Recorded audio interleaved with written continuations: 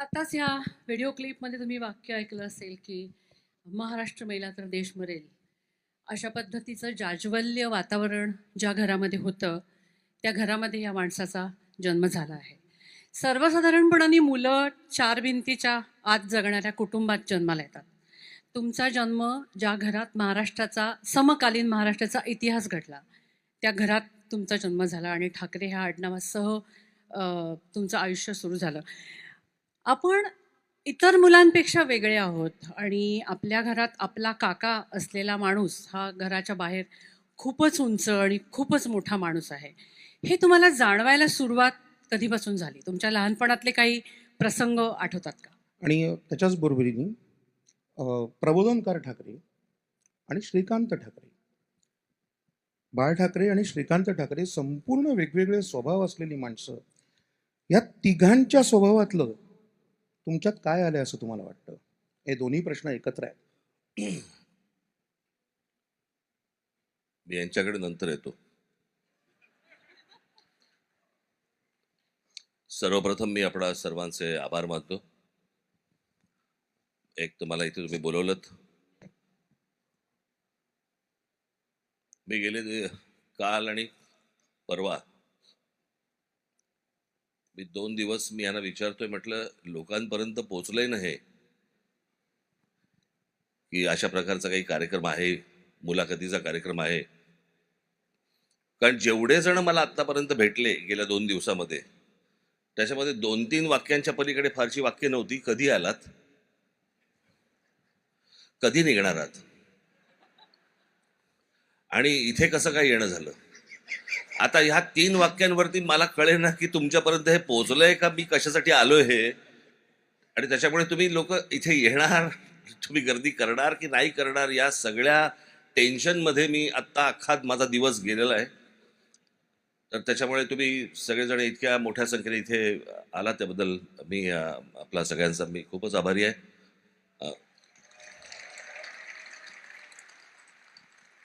आपण दोघांनी ज्या प्रश्नाला सुरुवात केली त्या प्रश्नाची उत्तरं शेवटी देईपर्यंत त्याला 56 वर्ष जातील, कारण तुम्ही बालपणापासून सुरुवात केली आहे. तर त्याच्यामुळे असं कधी लहानपणी काही जाणवलं नाही, आम्हाला जाणवू दिलं पण नाही की आम्ही कोणत्या घरामध्ये आहोत किंवा काय. आणि खास करून बालमोहन विद्या मंदिरच्या आमच्या मास्तरांनी किंवा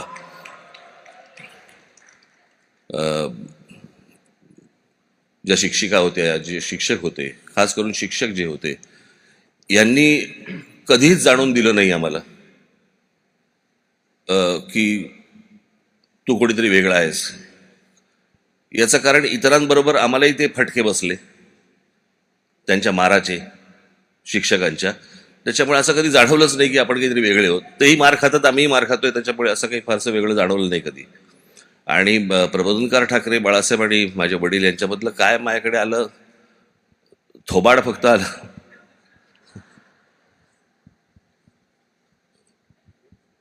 अजून नाही, अशा काही असं बऱ्याच गोष्टी आहेत अशा.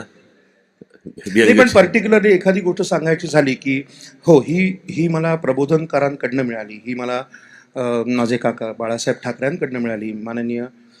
मला असं वाटतं, माझ्या आजोबांचं एक वाक्य मला फार महत्वाचं वाटतं की महाराष्ट्राबद्दल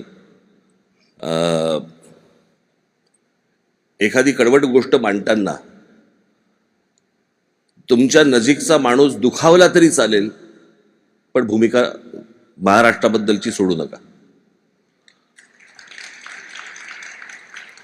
आणि ती गोष्ट लहानपणापासून मी जे कसं होतं, आपण एखाद्यावरती संस्कार झाले म्हणतो आपण, असे संस्कार कोणी करत नसतं.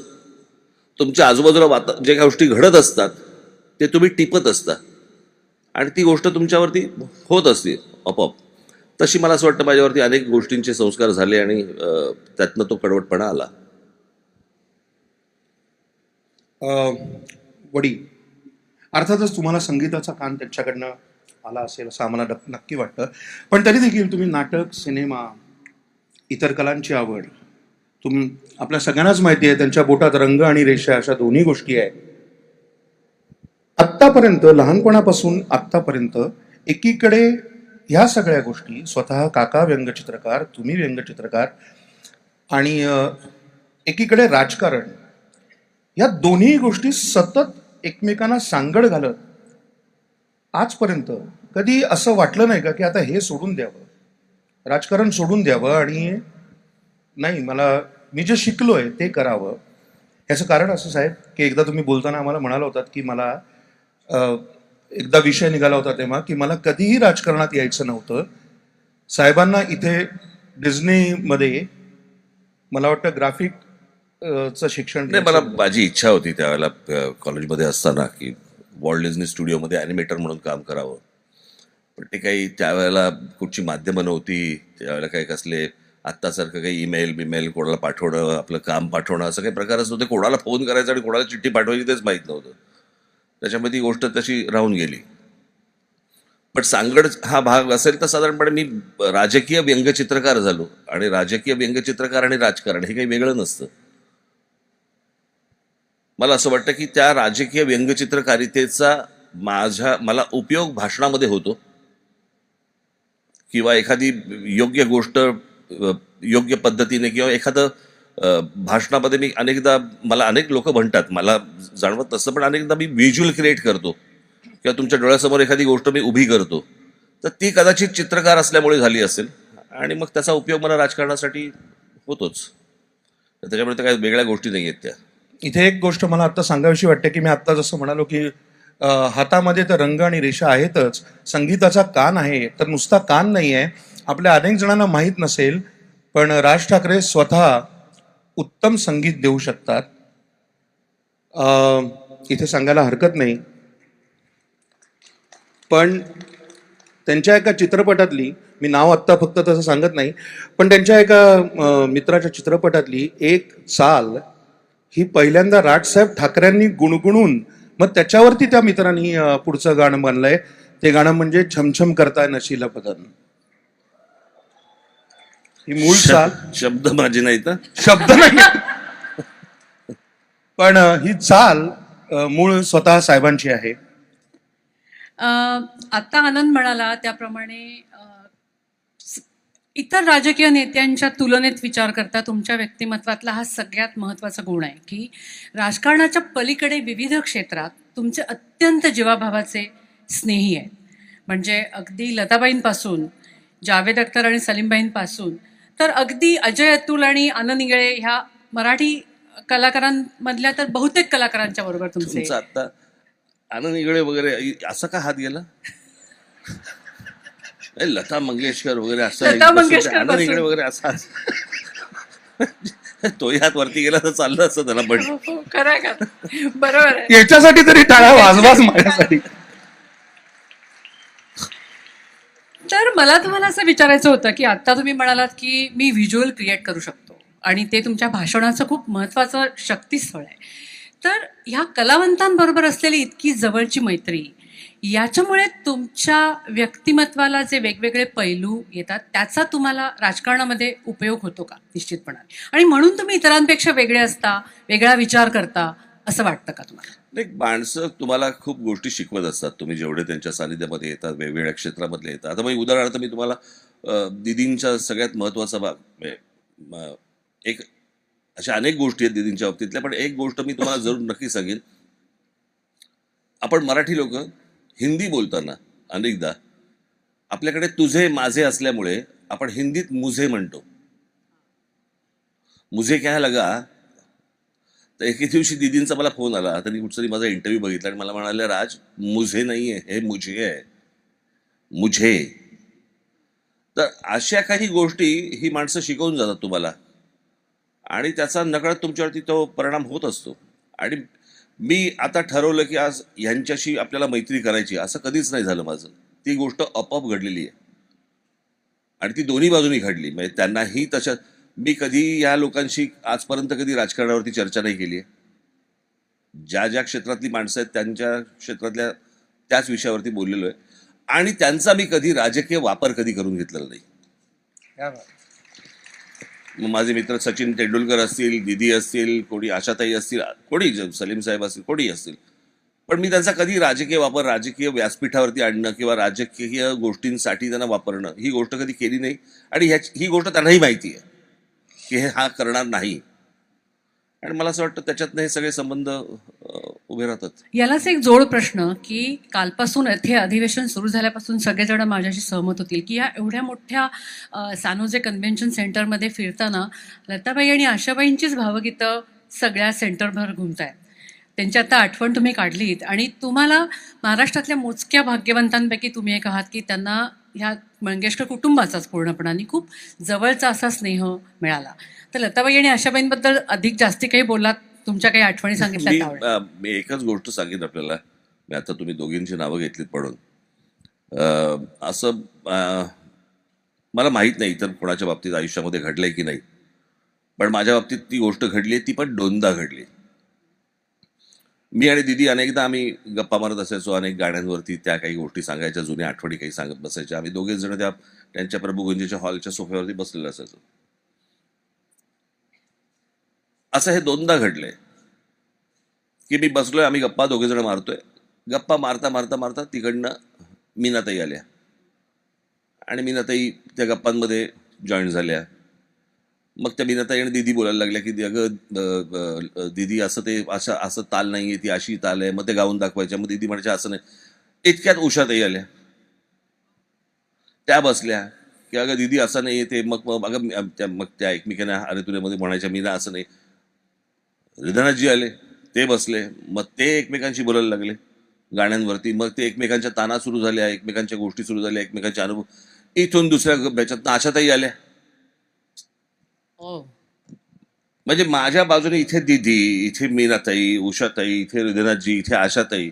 मी विम्बल्डन फायनल दोनदा पाहिली आहे घरात त्या.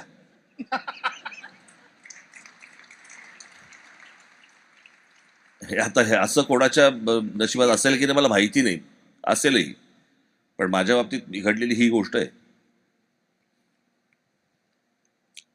राज ठाकरे या माणसाचा स्वभाव हा शक्यतो खूप त्यांची भीती वाटते, त्यांना घाबरून असतात माणसं, असं एक चित्र आमच्या सगळ्यांच्या डोळ्यासमोर आहे.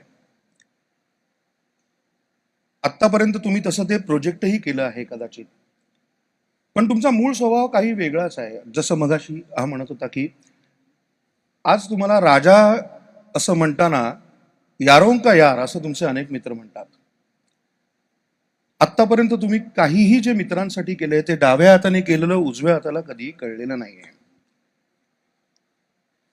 असा हा शूर, दानशूर, कोणालाही न घाबरणारा माणूस आयुष्यात कधी दुसऱ्या कोणाला घाबरलाय का? किंवा घाबरून तिथनं पळून जायची वेळ आली असं कधी झालंय का?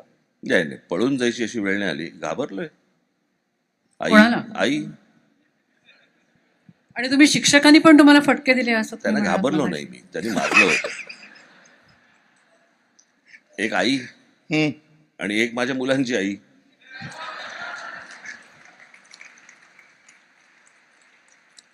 मला ना कधी कधी हे जे प्रश्न विचारतात ना, अनेक जण मला विचारतात की राज ठाकरे तुमचा कडक स्वभाव आणि असे रागावलेले असतात आणि असं असतं, आणि दुसऱ्या बाजूला आम्ही बघतो एकदम मृदू स्वभाव वगैरे. मी मागेच एका उच्च मुलाखतीत सांगितलं होतं, एखादा डाकू हा जर हनीमूनला गेला तर तो काय बुलेटच्या पट्ट्या लावून आणि मागे बंदूक लावून जाणार आहे का?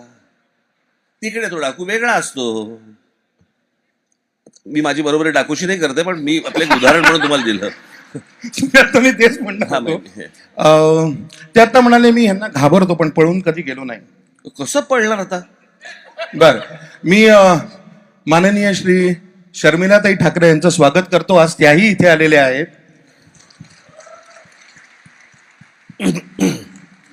आणि तुम्हाला असं विचारतो की हे म्हणतात मी घाबरलो पण कधी पळून गेलो नाही. लाईट्स प्लीज आता लावलेत. हा, तर तुम्हाला असा कुठला प्रसंग माहिती आहे का? मी पळून गेल्याचा? त्यांनी शोधलंय काहीतरी. मी तुला सांगितलं होतं त्याला विचार सांगू का नको? कोणता? 31 डिसेंबर रात्री. अरे ते लग्नाच्या अगोदरची गोष्ट. मग ते तर सांगा ना. अरे झालं असं, एक 31 डिसेंबरला आम्ही कुठेतरी बाहेरगावी गेलो आणि माझं आणि हिचं जमलंय हे ह्यांच्या वडिलांना म्हणजे मोहन वाघांना माहीत नव्हतं. रात्री काही 2, 2:30, 3च्या सुमारास मी हे ना म्हणजे? हिला सोडायला गेलो गेटपाशी. तर गेटपाशी कोणतरी मला फिरताना दिसलं. तर हिने मला सांगितलं, राजा निघ, बाबा आहेत. बरं 31 डिसेंबरची पहाट होती. मी बघतोय, म्हटलं बाबा नाही, वॉचमन आहे.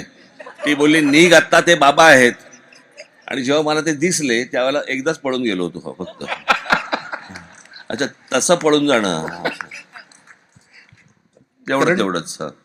कारण तेव्हा आम्हाला मोहन काका असं म्हणाले होते की फायनली वाघाने त्याची पोरगी सिंहाला दिली. तुम्ही काय म्हणालात त्याच्यावर? मग कशावरनं? वाघांची मुलगी सिंहाच्या घरी आली. नाही, त्यांना नाही, आम्हाला म्हणाले होते. माझी आया झडली आता सगळी. तेव्हाचे फोटो आहेत का रे? मागे पहा तुम्ही कसे दिसतात पण- वेगळे. धन्यवाद शर्मिलाताई, तुम्ही इथपर्यंत आलात आज आणि या कार्यक्रमाला उपस्थित राहिलात. आपले मनपूर्वक आभार. धन्यवाद धन्यवाद.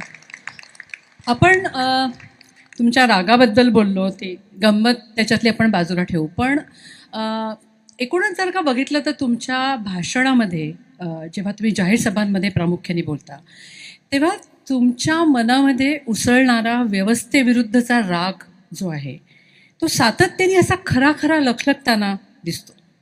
अनेकांचा राग फक्त शब्दात असतो. तुमचा शब्दांच्या पलीकडे जो व्यवस्थेच्या विरोधातला राग आहे तो अखंड जिवंत आहे इतकी वर्ष तुमच्या मनामध्ये. ह्या रागाचा संबंध तुमच्या तारुण्याशी आहे का आणि व्यवस्थेशी तो किती आहे? ते त्याचं तारुण्याशी काय संबंध नाही. आमच्या आजोबा सांगायचे ना की माणूस विचाराने तरुण पाहिजे, कळलं का? वय वगैरे ह्या सगळ्या गोष्टी इकडे तिकडे असतात, पण तो विचाराने तरुण असेल तर मला असं वाटतं की त्याला राग येणं स्वाभाविक आहे. आणि ज्या गोष्टी आपल्याकडे घडत असतात, मी कालच कोणाशी तरी बोललो होतो इथे आपल्या हॉटेलच्या गेटवरतीच मला काही जण मला भेटले. त्यांना मी त्यांना सांगत होतो की भारतामध्ये लोकशाही आपण म्हणतो, पण भारतामध्ये लोकशाही नाही आहे. आपल्याला लोकशाहीचा अर्थच नाही कळलाय अजूनपर्यंत भारतामध्ये. अमेरिकेमध्ये जी आहे त्याला मी लोकशाही म्हणेन. आणि याचं कारण माणूस नुसता सुशिक्षित असून चालत नाही, माणूस सुज्ञ पण असायला लागतं. ते जे सुज्ञ असणं, तिथे डेमोक्रेसी नांदते, तिथे लोकशाही नांदते, कळलं का? मला बोलायला मिळतंय. मी त्यांना तेच उदाहरण दिलं की ऑस्करच्या व्यासपीठावरनं मेरिल स्ट्रीप येतात आणि त्या ट्रम्पच्या विरोधात बोलतात. आणि त्या बोलल्यानंतर, इतकं कडवट बोलल्यानंतर मेरिल स्ट्रीपच्या चित्रपटांना काही त्रास होत नाही त्याच्यानंतर. मला असं वाटतं की ह्याच्यासारखी लोकशाही नाही कुठची. पण हे वातावरण भारतात का तयार होऊ शकलं नाही असं वाटतं तुम्हाला? नाही, आपल्याकडे तसं नव्हतंच ना कधी. इतके हजारो वर्ष राजा आणि प्रजाच होतं ना. अचानक कोणाला तरी वाटलं आणि तुम्ही लोकशाही, जगातली सगळ्यात मोठी लोकशाही असलेला देश, ते फक्त आपल्याकडे पॉप्युलेशनने मोजतात, त्याचा लोकशाहीशी काही संबंध नाही.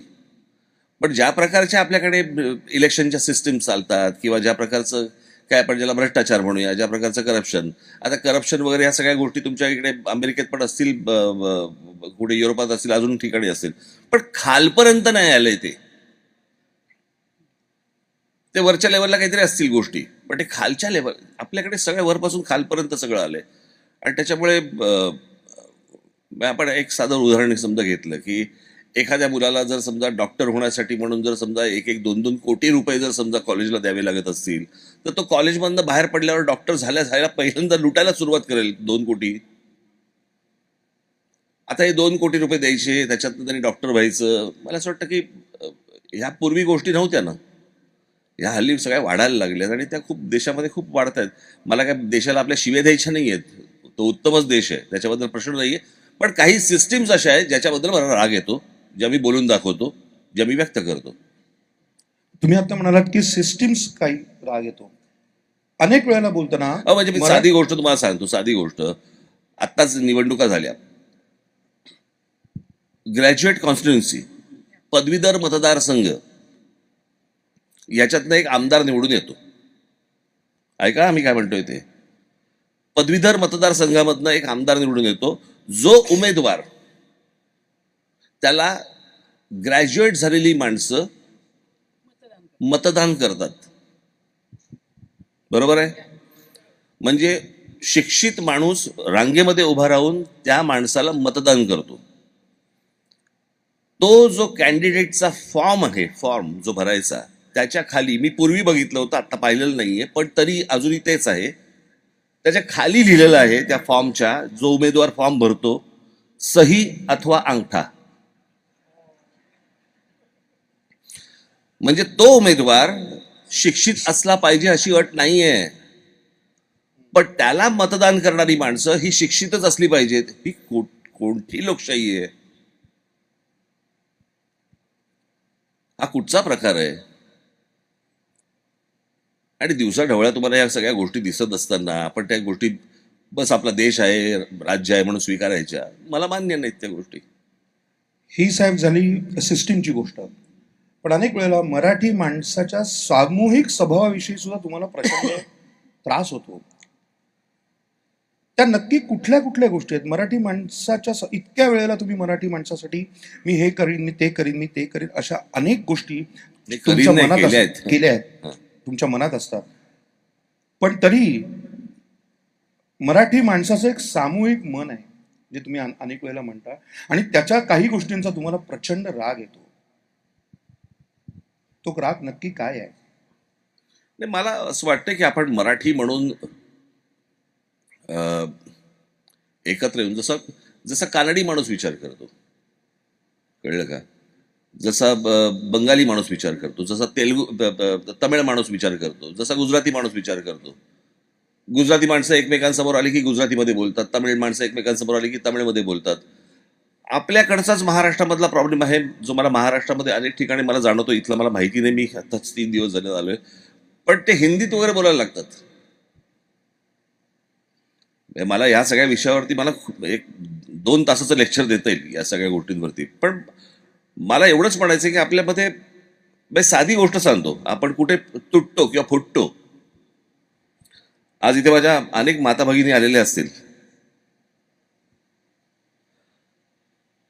तुम्ही जर समजा एखाद्याच्या घरी जेवायला गेलात, बरोबर, आणि समजा त्याच्याकडे काही पदार्थ बनवलेले असतील. समजा आपण एक उदाहरण म्हणून घेऊया, आपण समजा तिथे त्यांनी एक वरण बनवलेलं असेल, तर तिथे एक बाई जागी होते आणि ती एक वाक्य बोलते, जे अनेक ठिकाणी मी ऐकलेलं आहे, कदाचित ते तुम्हाला इथेही ऐकायला मिळत असेल. आमच्याकडे जरा थोडंसं वेगळ्या पद्धतीचं होतं, फोडणी जरा वेगळी घाल. आता हे जे आमच्याकडे जे आहे ना, इथेच तुम्ही पहिल्यांदा त्याला दूर लोटता.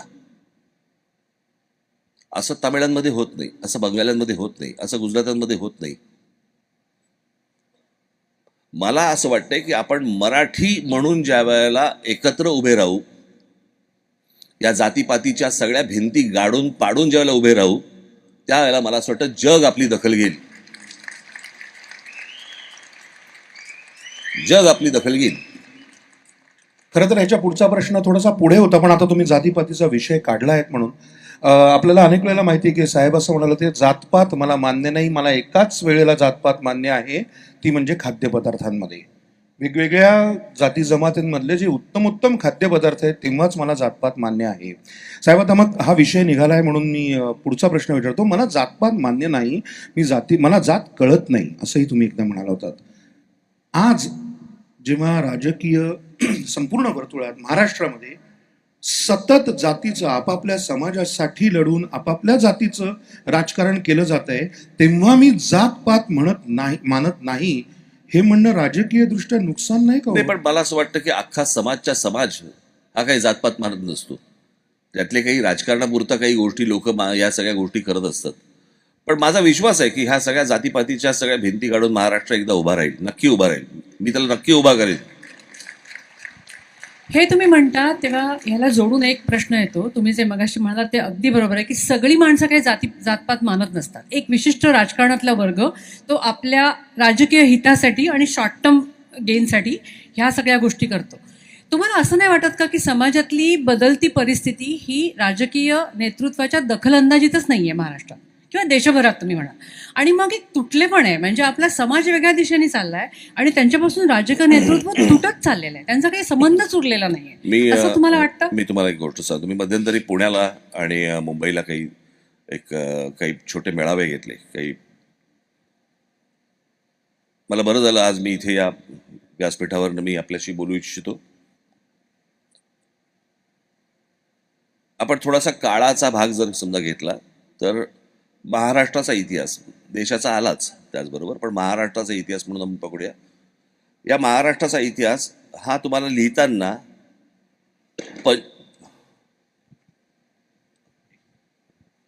काय झालं नाही काहीतरी खाली पण 95च्या आधी आणि 95च्या नंतर तुम्हाला असाच लिहावा लागेल.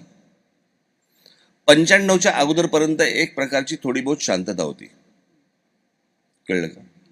91ला म्हणजे राजीव गांधी गेल्यानंतर ज्यावेळेला नरसिंहराव ज्यावेळेला पंतप्रधान झाले, त्यांच्या इकडे अर्थमंत्री मनमोहन सिंग ज्यावेळेला झाले, त्याच्यानंतर ते गॅट डंकेल आणि या सगळ्या गोष्टीतनं मार्केट ओपन झालं. जग हे तुमच्यासाठी उघडं झाल्यानंतर जो चळवळीमधला, राजकारणामधला, इतर सगळ्या भागांमधला असा जो शिक्षित मध्यम वर्ग जो होता, आज अनेक जण ह्याच्यामध्ये बसलेले असतील, हे त्याच वर्गातले लोक आहेत. तो शिक्षित मध्यम वर्ग हा 91 नंतर, त्याच्या अगोदरचे अनेक लोक आले असतील, पण 91 नंतर झपाट्याने बाहेर पडायला लागला. आणि तो शिक्षित, ह्या सगळी गोष्टी तुम्ही कुठचंही चळवळ काढून बघा, तुम्ही आंदोलन काढून बघा, तुम्ही राजकीय पक्ष काढून बघा, तुम्ही काही काढून बघा, जो उच्च शिक्षित मध्यम वर्गाच्या हातामध्ये सगळ्या गोष्टी होत्या आणि जो गरिबांमध्ये आणि श्रीमंतांमधला तो दुवा होता, तो दुवाच बाहेर गेला. जे आत्ता भारतामध्ये आहेत ते राजकारण आणि या सगळ्या गोष्टींपासून दूर झालेत. आणि त्याच्यानंतरचा जो मध्यम वर्ग घडला तो दुर्दैवाने तितका शिक्षित नव्हता किंवा नाही आहे. आणि म्हणून तुम्हाला आता जे राजकारणाचं जे काही सगळं मातेरं झालेलं दिसतंय ते सगळं त्याच्यात नाही. त्याचबरोबरीने 95 नंतर मोबाईल फोन आले, इंटरनेट पासून सगळ्या गोष्टी, भारतामधलं बोलतोय मी, इथे अगोदर कधी आलं असेल मला माहित नाही, पण मला एकदा आठवतं आम्ही जुनं ज्यावेळेला टीव्ही पाहत असो आपण त्याला MTVचे गाणी लागायची माहिती, MTV, आणि त्यावेळेला आपल्याला असा प्रश्न पडायचा, अरे एक फ्रेम धड दाखव. ते इतकं फास्ट एडिटिंग त्या वेळेला होतं की आपण त्याचा तो वेग आपल्याला भयंकर काहीतरी विचित्र वाटायचा, बरोबर. आज तुम्ही जुने चित्रपट पाहायला गेलात तर तुम्हाला असं वाटतं यार स्लो आहे भयंकर. आपण तो वेग पकडला. आता त्या सगळ्या गोष्टींमधनं इंटरनेट आलं, मोबाईल फोन आले आणि आता तर सगळंच वाढत गेलं. या सगळ्या वाढण्यातनं दुर्दैवाचा भाग, मी परत तोच सांगतोय की अशा प्रकारे न मुरलेली जी लोकशाही असते तिथे ज्या वेळेला तुम्ही प्रत्येकाला मोबाईलवरती कोणत्या ना कोणत्या प्रकारे व्यक्त होण्याची ज्या वेळेला तुम्ही त्याला मुभा देता, त्यावेळेला त्याच्यातनं फक्त भांडणच होऊ शकतात. हे जे सध्या सुरू आहे ना ट्रोलिंग, हे काय सुरू आहे? प्रत्येक जण आपली लायकी असो किंवा नसो, जे समोर येईल त्याला ट्रोल करायचं, वाटेल्या शिव्या द्यायच्या, वाटेल्या गोष्टी करायच्या. हे माध्यम कोणाच्या हातात आले? आणि त्याच्यामुळे अनेक ठिकाणी जर समजा तुम्ही बघितलं तर ते सगळं कंट्रोलच्या बाहेर गेलेलं आहे प्रकरण. आणि ज्या प्रकारे नेत्यांनी ज्या प्रकारे ती गोष्ट कंट्रोल करायला पाहिजे त्यापेक्षा त्याऐवजी ती लोक नेत्यांना कंट्रोल करायला लागलेत. ट्रोलर्स प्रामुख्याने सगळेच. आणि मग त्याच्यातनं मग हे सगळं जातीचं राजकारण आणि मग या सगळ्या गोष्टी, मग ते वाहत जाणं त्याच्या मागे, त्याला काही कंट्रोलच उरलेलं नाही. म्हणजे आताचा समजा तुम्ही महाराष्ट्रामधली परिस्थिती पाहिली, ह्यांनी इतके आमदार फोडले, ह्यांनी इतके आमदार फोडले, याच्यानंतर निवडणुका होत आहेत, निवडणुका झाल्या की ह्यांना ह्यांची मतं मिळतात, ह्यांना ह्यांची म्हणजे मला कळत नाही समाजाला नक्की काय पाहिजे. जर लोक रांगा लावून जर समजा एका विश्वासाने जर एका राजकीय पक्षाला जर मतदान करत असतील आणि ते मतदान केल्यानंतर तुम्हाला एखादी गोष्ट आवडते की बाबा ह्या राजकीय पक्ष मला आवडतोय म्हणून मी मतदान करतोय, आणि त्याच्यानंतर तो राजकीय पक्ष उठतो आणि भलत्याच लोकांबरोबर जातो आणि तरी लोक म्हणतात बरं ठीक आहे. म्हणजे अशा प्रकारची जर तुम्ही मतांशी जर प्रतारणा करणार असाल तर हे वायाच जाणार सगळं प्रकरण. हे हातामध्ये काही राहणारच नाही. म्हणजे उद्या आत्ताची जी मी परिस्थिती पाहतोय आपण, ही जर समजा आता आपण सुधारणा नाही घेतली सगळ्यांनी मिळून, तर आपण अराजकाकडे जाऊ.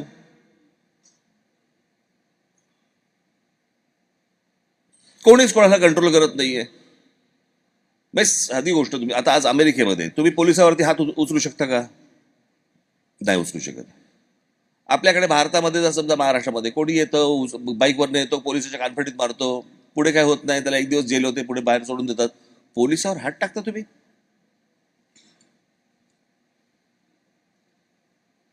अशा प्रकारच्या जर गोष्टी आता मध्यंतरी काहीतरी किती खाली जायचं आपण, याला काही मर्यादा. आता कोणतरी एका पोराने काहीतरी ती पोरच्या गाडीत 2 मुलांना काहीतरी ते मारले पुण्याला, बरोबर आहे.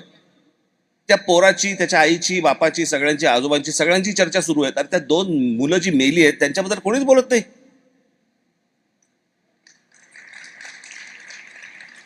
कोणत्याही टेलिव्हिजन चॅनलवरती त्या मुलांच्या बद्दल काही बोललं जात नाही, त्या मुलांच्या आई वडिलांबद्दल बोललं जात नाही. ती मुलं कुठून तरी बाहेरून शिकायला आली होती आणि ती केस कोर्टात गेल्यावरती कोर्ट सांगतो, जज सांगतो, तिथला मॅजिस्ट्रेट, की 300 शब्दाचा निबंध लिहून दे. हा कोणता जज आहे? हे असंच तर येऊ शकत नाही ना. पैशाचा देणघेण झाल्याशिवाय अशा प्रकारची गोष्ट कोर्टामध्ये होऊ शकत नाही. मग तुम्ही विश्वास कोणावर ठेवणार? पोलिसांवर, कोर्टावर, नेत्यांवर, प्रशासनावर, कोणावरती? जर समजा या सगळ्या गोष्टींवरचा लोकांचा विश्वास उडाला तर आपण अराजकाकडेच जाणार, अजून कुठे जाणार? पण तुम्हाला असं नाही वाटत का की हे जे तुम्ही म्हणताय या प्रत्येक गोष्टीबद्दल सर्वसामान्य माणसांच्या डोक्यात राग आहेच, त्याचं करायचं काय हे त्याला कळत नाही. म्हणूनच ना प्रश्न असा आहे की जर समजा माझ्या मताशी जर समजा समोरचे प्रतारणा करत असतील तर त्या व्यक्तीला मी शिक्षा करणार. पण साहेब, पुन्हा तेच, सामान्य माणूस म्हणून मी मत दिलेलं आहे आणि माझं मत हीच माझी ताकद आहे. आणि आता ते बदललं. मी तुम्हाला एक उदाहरण म्हणून देतो. दुसऱ्या महायुद्धाच्या काळामध्ये ज्यावेळेला विन्स्टन चर्चिल, ज्यांचं ते व्ही फॉर विक्टरी, आणि विन्स्टन चर्चिलनी दुसऱ्या महायुद्धामध्ये मोठा त्यांचा वाटा होता आणि त्यांच्यामुळे ते युद्ध जिंकले वगैरे अनेक गोष्टी झाल्या. त्या काळामध्ये युद्ध जिंकण्यासाठी म्हणून त्यांच्या राजा जो होता त्यांनी विन्स्टन चर्चिलला तिथे पंतप्रधान केलं आणि पंतप्रधान केल्यानंतर त्यांनी ती स्ट्रॅटेजी आखून वगैरे सगळ्या गोष्टी झाल्या. 8 महिन्यानंतर इंग्लंडमध्ये निवडणुका झाल्या आणि विन्स्टन चर्चिल पडले. तिथे ज्या वेळेला हे प्रश्न विचारले गेले लोकांना की अरे, तुम्हाला युद्ध ज्या माणसाने जिंकून दिलं त्यांना निवडणुकीमध्ये 8 महिन्यानंतर तुम्ही पाडलत, काय झालं तुमचं? ते बोलले नाही, युद्ध काळात तो योग्य होता, शांततेच्या काळात योग्य नाही येतो. हा समज ज्या समाजामध्ये आहे ना, लोकशाही तिथे नांदते. पण मग या पार्श्वभूमीवरती ताज्या लोकसभेच्या निकालांकडे आपण कसं बघणार? या आत्ताच्या झालेल्या ते निकाल भारतीय मतदाराबद्दल काही सांगतात असं तुम्हाला वाटतं का? नक्की सांगतात. परंतु या सगळ्यातनं मला काय आता निकाल लागलाय, यातनं बोध कोणी घेऊन काही पुढे होतंय का आता हे पाहणं गरजेचं आहे. कारण आपल्याकडे काय आता हा काही राजकीय व्यासपीठ नाहीये, परंतु उद्या कोणी इथून तिथे जातील, कोणी तिथून तिथे जातील, काही माहीत नाही आपल्याला. आता तर साधारणपणे 1 वर्षभर आपण कळ सहन करू, वर्षभरानंतर बघू काय होतंय नक्की ते.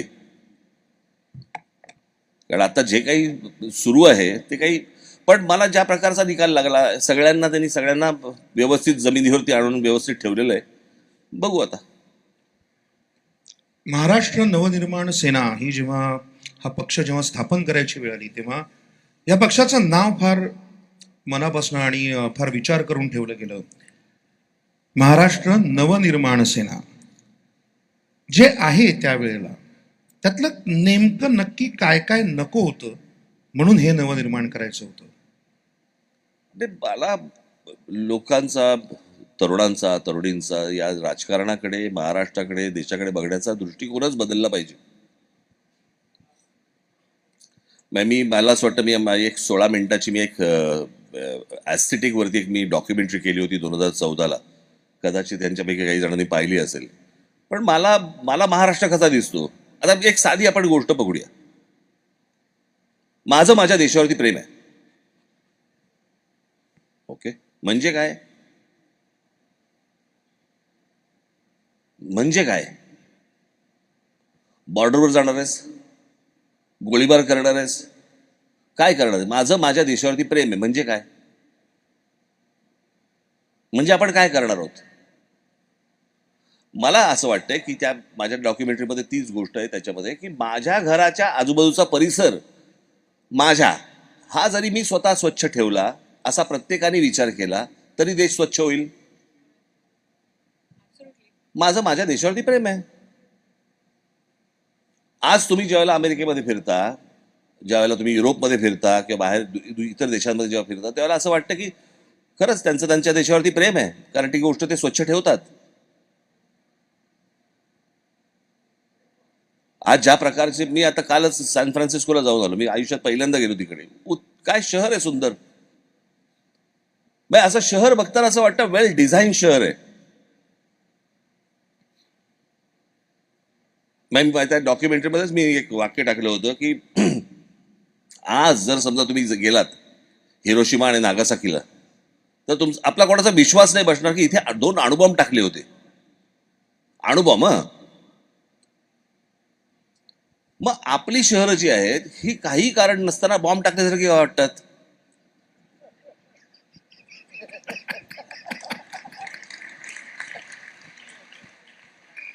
याचं कारण ते जे स्वतःचं समजणं ही जी गोष्ट आहे ना, ती समजली जात नाही.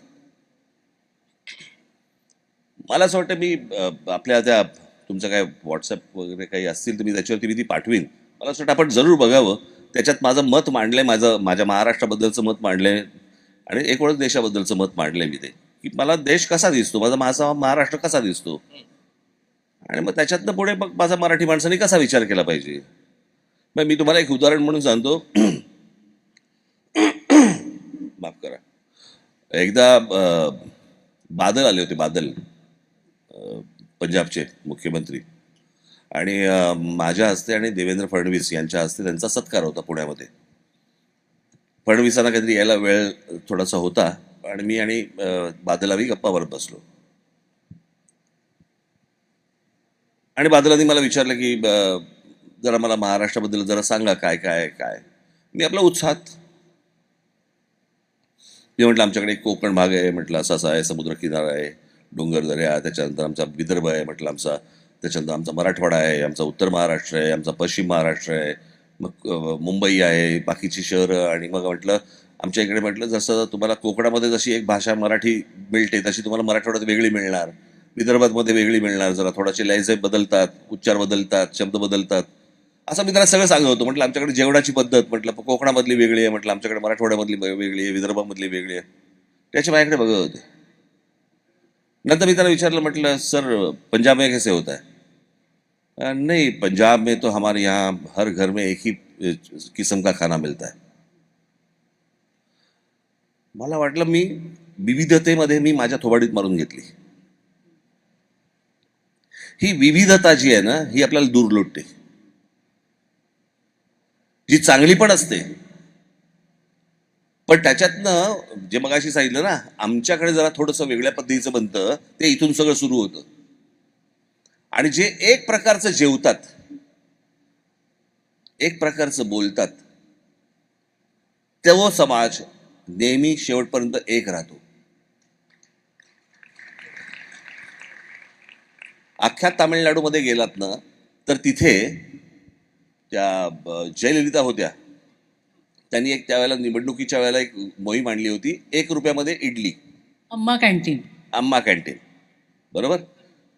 त्याच्या साधारणपणे 5-7 वर्ष अगोदर किंवा आजूबाजूला असेल, महाराष्ट्रामध्ये त्यावेळेला शिवसेना भाजपचं सरकार असताना झुणका भाकर केंद्र आणलं. केंद्र होते. एक तरी चालू आहे का हो आता? का?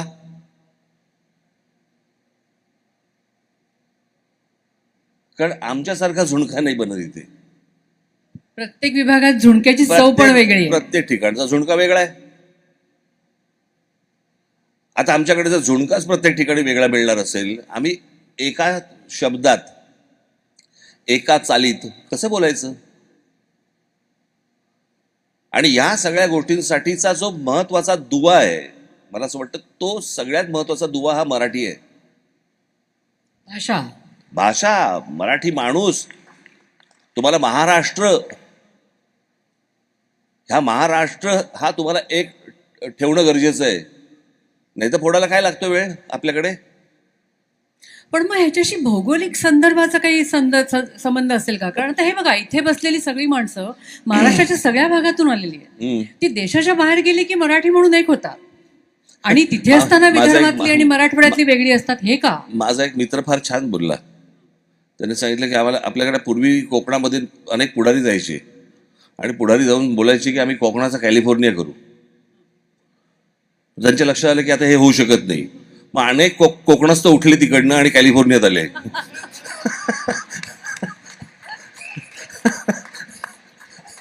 तिकडे नाही होऊ शकत म्हणे. त्यांनी कॅलिफोर्नियातच कोकण आणलं असं म्हणाला. थोडंसं वैयक्तिक वैयक्तिक म्हणजे जरा जपू ना. हो, आता संस्थेला, पक्षाला 18 वर्ष झाली. या संपूर्ण काळामध्ये अनेक चढ उतार पक्षाने पाहिले, अनेक आरोप पक्षावर झाले, अनेक अपेक्षाभंग काही माणसांकडनं झाले. या सगळ्या प्रवासात तुमच्या अगदी लहानपणापासून सर्व स्तरांवर, प्रत्येक बाबतीत, शाळा असू दे, कॉलेज असू दे, मैत्री असू दे, राजकारण असू दे, या सगळ्या वेळेला काही माणसं तुमच्याबरोबर कायम राहिली. त्यापैकी एक नाव आहे आमदार नितीन सरदेसाई. आज नितीन सरदेसाई सुद्धा आपल्याकडे इथे आलेले आहेत. Lights please. मला आता प्रश्न काय? प्रश्न तुमच्या ऐवजी थोडासा त्यांना आहे, तुमच्या स्वभावाविषयीचा. तो असा आहे की नितीन सर, आपलं आधी स्वागत आहे. तुम्ही इतकी वर्ष राज ठाकरे यांच्या प्रत्येक वेगवेगळ्या परिस्थितीमध्ये कायम बरोबर आहात. माझ्या तुम्हाला राज ठाकरे किती माहिती आहेत, यापेक्षा मला तुम्हाला विचारायचंय की किती राज ठाकरे तुम्हाला माहिती आहेत?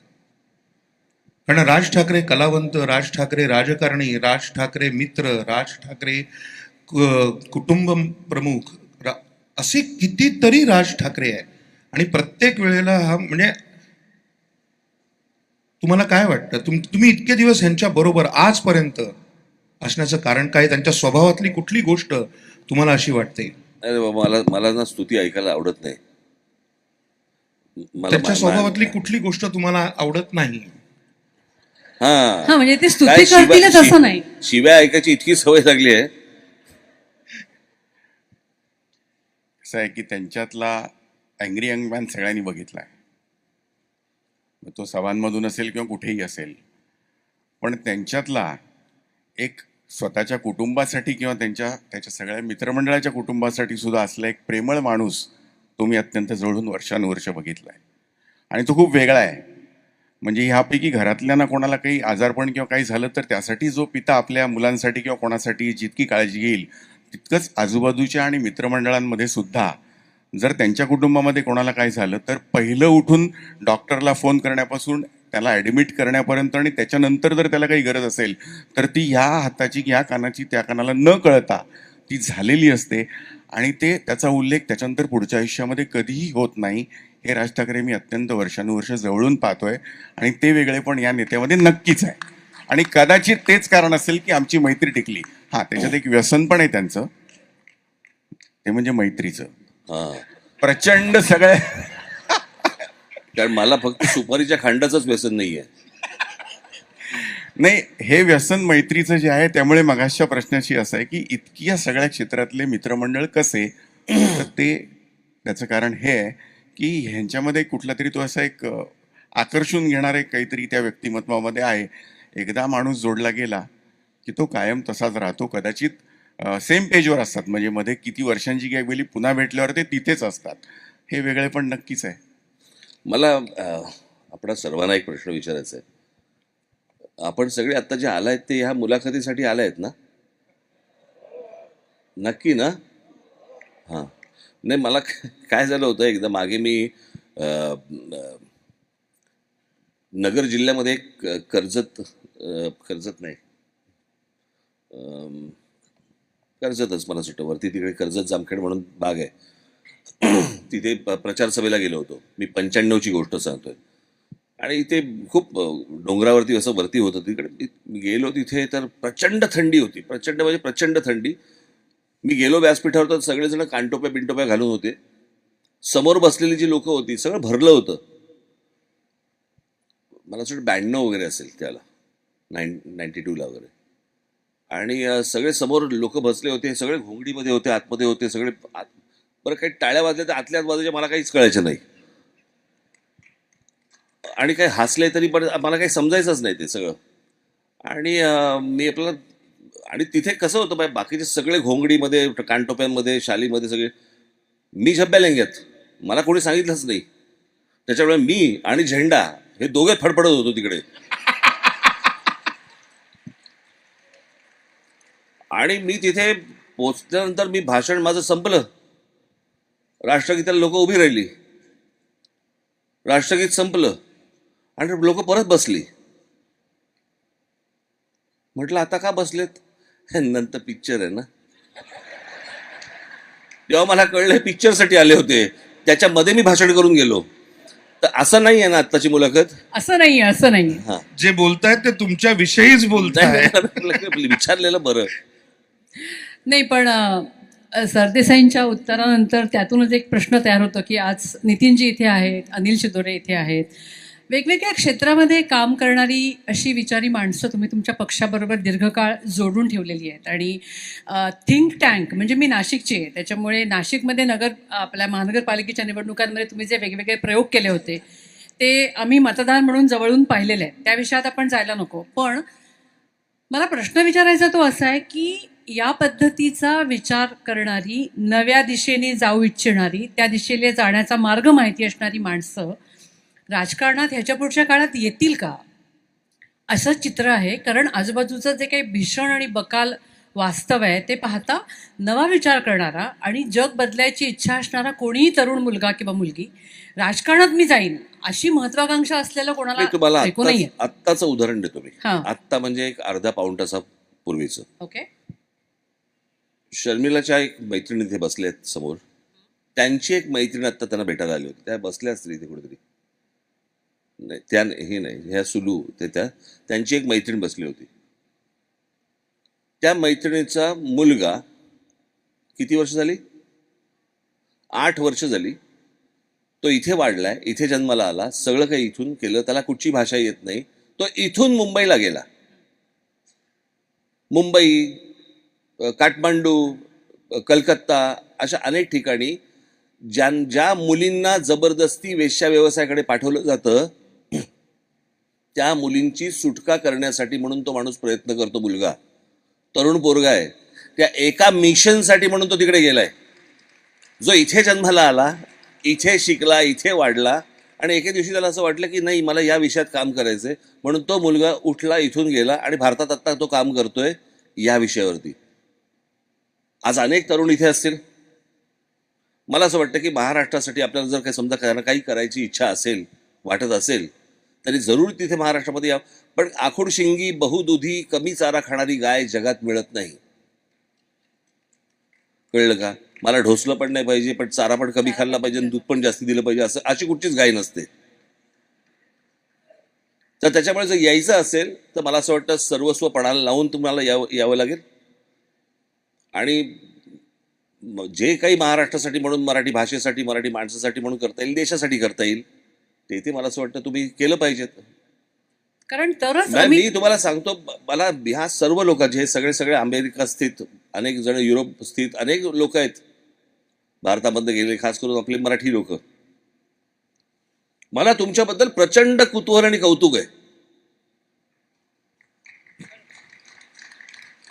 ऐकून तर घ्या. पण तुम्ही कौतुक आहे म्हणालात ना. तेच तर सांगतो की पाण्यापासून टॉयलेट पेपर पर्यंतचा जो प्रवास आहे,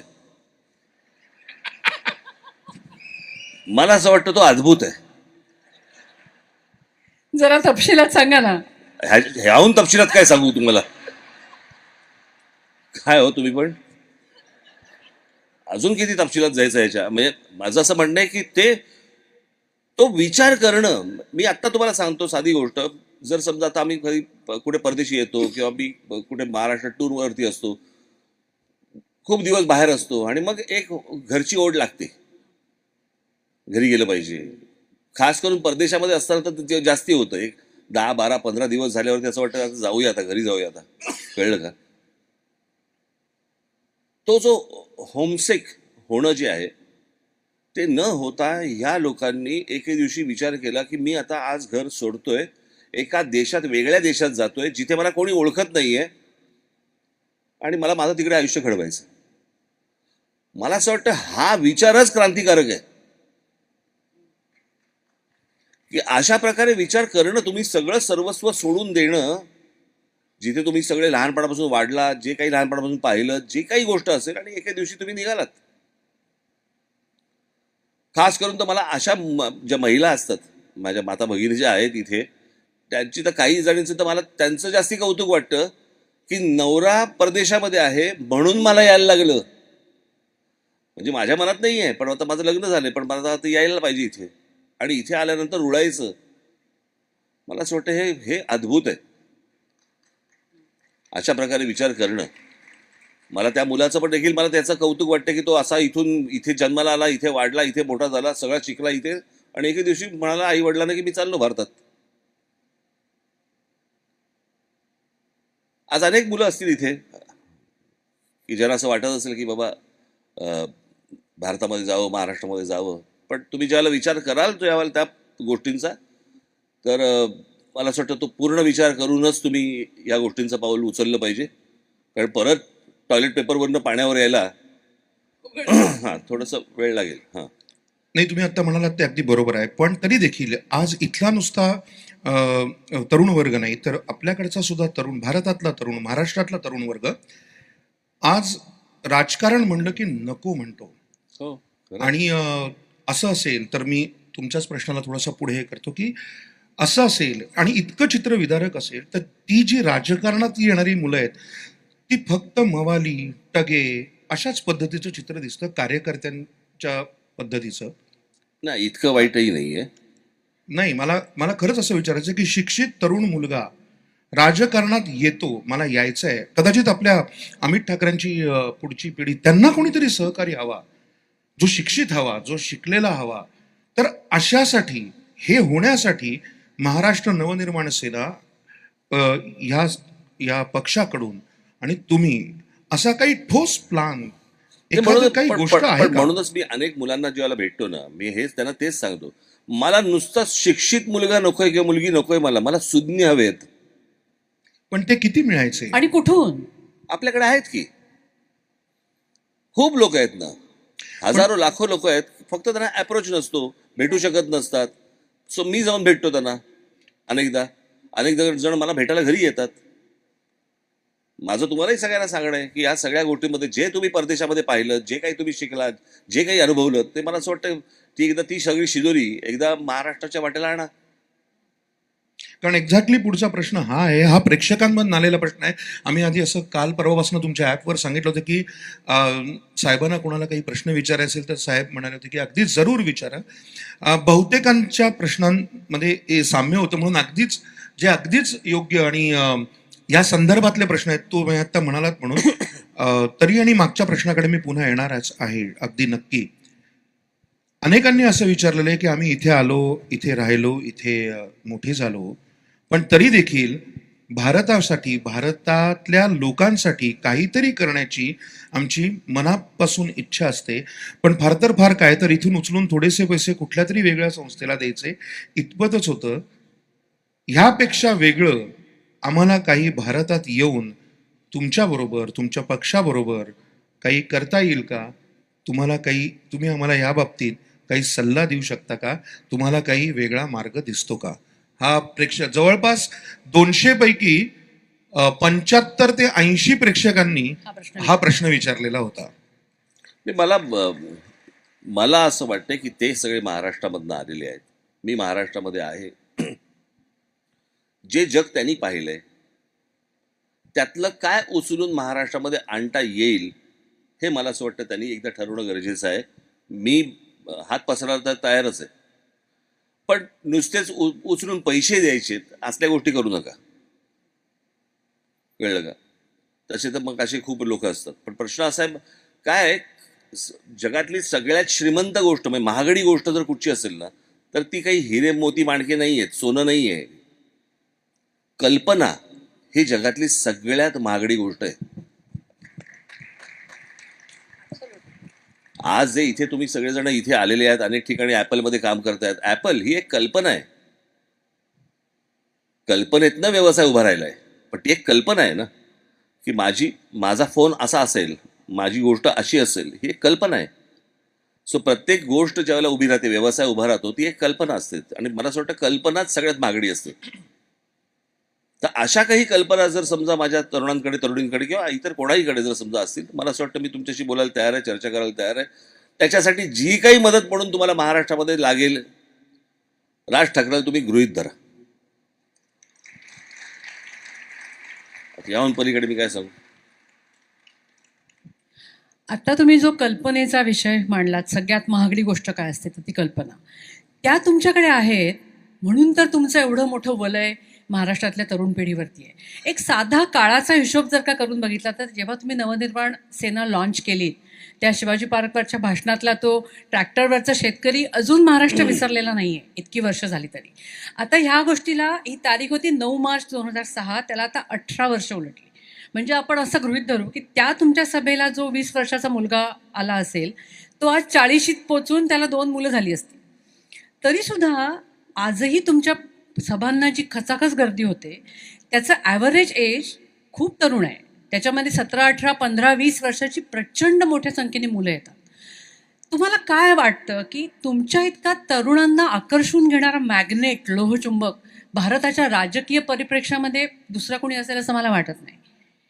तुमच्याकडे अशी काय जादू आहे, काय शक्ती आहे, का एवढी तरुण मुलं तुमच्याकडे आशेने बघतायत असं का तुम्हाला वाटतं? बघतायत मला माहित नाही, पण मला असं वाटतं मी अनेकदा ह्या गोष्टीमुळे मी माझं नुकसान पण करून घेतलेलं आहे. का बरं? सांगतो ना. आणि ते म्हणजे खरं बोलणं.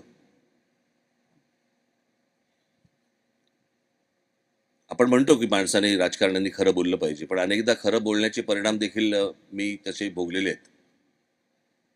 पण म्हणून मी खरं बोलायचं बंद करीन किंवा करेन असं होणार नाही माझ्याकडनं. मला राजकारणाचा एकूणच सगळा काय म्हणू, पण त्याचं दिसणं, त्याचं असणं, सगळ्या गोष्टी मला बदलायच्या आहेत. एकदा मी नेहमी सांगत आलो की महाराष्ट्राने एकदा माझ्यावरती विश्वास ठेवावा, एकदा हे राज्य माझ्या हातामध्ये यावं. बरं, आत्ता जे वाट लावतात त्याहून अजून मी किती वाट लावू शकतो?